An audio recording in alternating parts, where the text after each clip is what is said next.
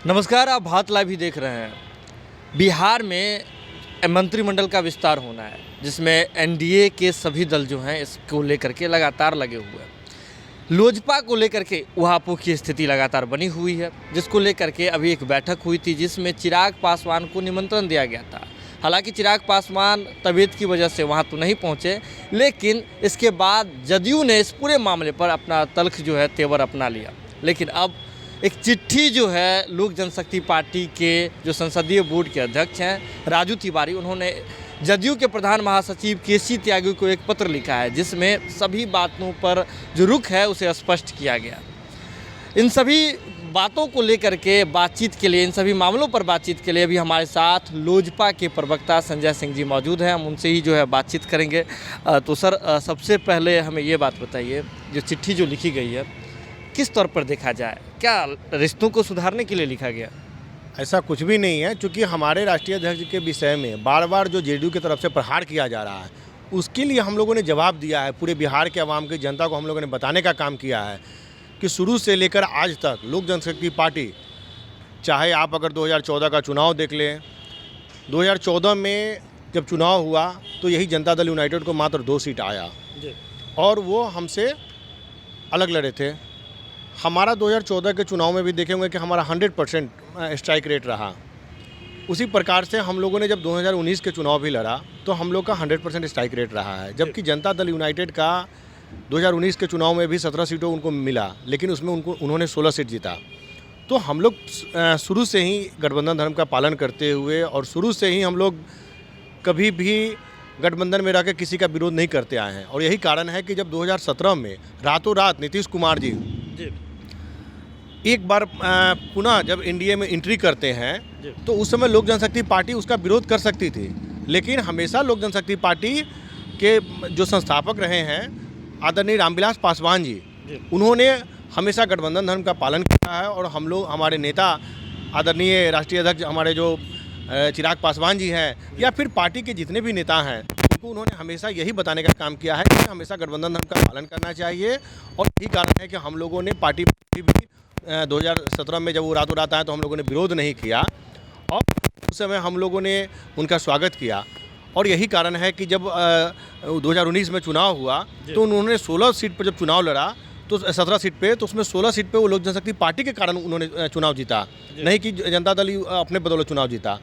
और जब हमारी बारी, जब ये विधानसभा की बारी आई और विधानसभा में जब हमारे राष्ट्रीय अध्यक्ष जब बिहार दौरे पर थे तो बिहार के आवाम का जो आवाज़ आ रहा था, जो लोगों ने बताया जहाँ जहाँ जो कमियाँ थी, तो वो बता रहे थे, जिसको माननीय मुख्यमंत्री जी ने उसको मतलब शिकायत के रूप में लिया, मतलब उसको आप बोले तो विरोध के रूप में लिया, जबकि उनका ऐसा कहीं नहीं था। वो तो बिहार का जो आवाम है उसकी आवाज़ को पहुँचाने का उन्होंने काम किया था। उनके आवाज़ कैसे पहुँचे और कैसे सही दिशा में सही काम हो। इस चिट्ठी में एक विशेष बात का जिक्र किया गया है, उसमें लिखा गया है, स्पष्ट तौर पर लिखा गया है कि जब भी चिराग पासवान ने विरोध किया, नीतीश कुमार की नीतियों का विरोध किया, नीतीश कुमार पर व्यक्तिगत हमला नहीं किया।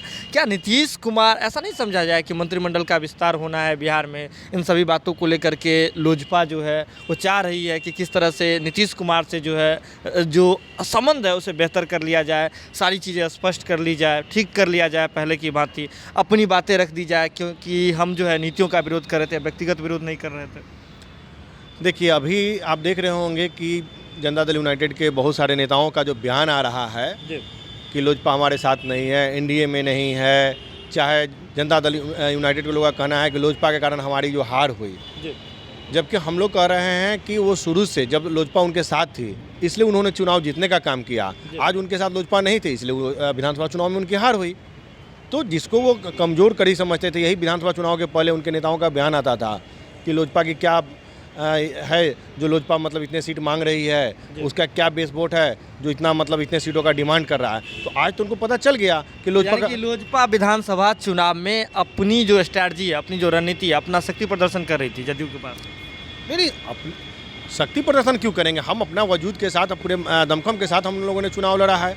लेकिन आज उनके नेता बार बार कहते हैं कि हमारे अंदर कोई दमखम भी नहीं है, और जब आज हार गए हैं तो सारा दोष लोजपा के ऊपर देते हैं। तो कहीं ना कहीं तो आपको एक स्टैंड पर रहना पड़ेगा। जब आप हारते हैं तो कहते हैं कि लोजपा में कोई दमखम नहीं था, और जब आज हार गए हैं तो आप सारा दोष भी लोजपा के ऊपर दे रहे हैं। तो शुरू से हम कहते आ रहे हैं कि लोजपा शुरू से मजबूत है और आज भी मजबूती की स्थिति में है। और जहाँ तक रहेगा आज केसी त्यागी जी को जो है, तो केसी त्यागी जी को इसलिए कहा जा रहा है कि वो बार बार अपना बयान जो देते हैं, तो निश्चित रूप से उनको ये जानकारी होना चाहिए कि चाहे 2014 का चुनाव हो, चाहे 2019 का चुनाव हो या 2020 का चुनाव हो, जहाँ पे लोजपा अगर स्टैंड में रही है तो निश्चित रूप से सफलता मिली है। और लोजपा जब हटा है तो उनको इसका भरपाई भी करना पड़ा, उसका नुकसान। खुद को अभी एनडीए का हिस्सा बिहार में मान रही है? नहीं, बिहार में नहीं, हम लोग शुरू से केंद्र में हैं और आज भी हम लोग केंद्र में हैं। देखिए, कॉमन मिनिमम प्रोग्राम में जहाँ तक आज बात हो रही है, तो इस सारे के जिम्मेदार माननीय मुख्यमंत्री नीतीश कुमार जी हैं।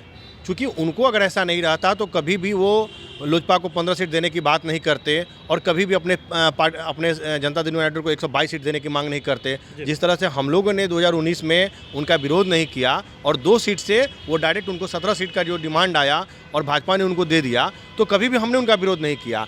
फिर हमारा जो सीट का संख्या था उसको उन्होंने घटाने के लिए हमेशा ही भाजपा पर मतलब प्रेशर दिया और हमेशा ही भाजपा के लोगों को मतलब इस चीज़ का प्रेशर रहा है कि नहीं, लोजपा को कम सीट दी जाए। तो कहीं भी आप देख रहे होंगे कि पार्टी के अंदर जब बात होती है तो इसके लिए लोजपा हमेशा एक मजबूत सहयोगी के तौर पे हमेशा खड़ा रहा है, जिसका आप देख रहे होंगे 2017 चाहे 2019 हमेशा अपने को देखने को मिला है। लेकिन आप देख रहे होंगे कि जब हम लोग को कमज़ोर करने के लिए और हम लोग को कैसे कमज़ोर हो, इसके लिए हम लोग को मात्र 15 सीट देने की बात की जा रही थी। और फिर जब 15 सीट देने की बात की जा रही थी और आप एक तरफ कर रहे हैं कि लोजपा उसके लिए दोषी है, तो कहीं ना कहीं किसी भी आप एक रास्ते को तो चुनेंगे ना। जी बिल्कुल। कि हाँ, आखिर सच्चाई क्या है? सच्चाई यही है कि लोजपा कल भी मजबूत थी और मजबूत रहेगी। उनके किसी भी मतलब प्रेशर में लोजपा न कभी आई है और न कभी आएगी। चलिए, अभी हमारे साथ लोजपा के प्रवक्ता संजय सिंह जी मौजूद थे। सभी बातों पर बेबाकी से अपनी बात को रख रहे थे, सभी मुद्दों पर अपनी बातों को रख रहे थे और सीधे तौर पर उन्होंने कहा है कि लोजपा कल भी मजबूत थी, आज भी मजबूत है। वही जदयू के लोग हैं जो कल जाकर के आरोप लगाते थे कि लोजपा का कोई भी बेस वोट बैंक नहीं है, लेकिन जब चुनाव में उन्हें कम सीटें आई है तब वही आरोप लगा रहे हैं, अपना स्टैंड रुख जो है अलग कर रहे हैं कि लोजपा के कारण इस चुनाव में उन्हें हार का सामना करना पड़ा अधिकतर सीटों पर। तो बने रहिए बात लाइव के साथ, खबरों का सिलसिला लगातार जारी रहता है। अगर आपने खबर देख लिया तो जरूरत है इसे शेयर करने की, शेयर करके अन्य लोगों तक पहुंचाने की। बहुत बहुत धन्यवाद। अगर ये वीडियो पसंद आई और वह बिहार के राजनीति और बिहारियत से सरोकार रखेनी तो सब्सक्राइब बटन दबा के चैनल के सब्सक्राइब कर ली। ओजे एगो घंटी बा, ओकरा बटन दबा देला से कुल सटीक और मारक खबर रुआ मुफ्त में मिल जाई। अगर रुआ पत्रकारिता के हमनी के नया प्रयोग में सहयोग कर चाहतानी तो ज्वाइन बटन दबा दी।